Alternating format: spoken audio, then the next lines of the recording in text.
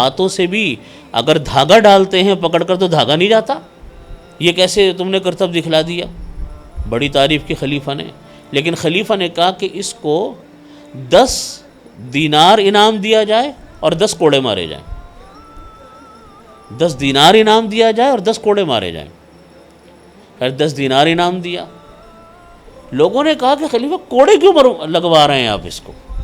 انہوں نے کہا کہ اصل میں انعام تو میں نے اس لیے دیا کہ واقعی یہ کرتب ہے، کمال ہے کہ اس نے اتنا بڑا کمال دکھایا. لیکن کوڑے اس لیے لگوا رہا ہوں کہ اتنا قابل انسان نے اتنے فضول کام کے اندر اپنی محنت ضائع کر دی.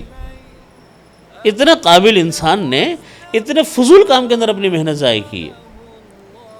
میں کوڑے اس لیے لگوا رہا ہوں کہ اللہ نے اس کو اتنی صلاحیت دی، یہ کرتب دکھلا رہا ہے دنیا کے تماشے کے لیے. آج بھی آپ دیکھیں کہ آپ بل فائٹنگ ہوتی ہے نا، اسپین کا بڑا مشہور کھیل ہے.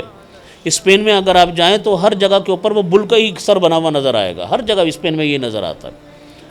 ان کا ایک بڑا قومی گیم ہے یہ اسپین کا. تو اس کے اندر آپ دیکھیں بھینسے کے ساتھ لڑائی ہو رہی ہے، جنگلی اس کے ساتھ بل کے ساتھ فائٹنگ ہو رہی ہے. اکثر بل مارا جاتا ہے، انسان بھی مر جاتا ہے. ساری توانائیاں کہاں ضائع ہو رہی ہیں؟ بتلانے کا مقصد یہ کہ اللہ نے اتنی طاقت دی انسان کو، یہ طاقت آپ کی صرف کہاں ہو رہی ہے؟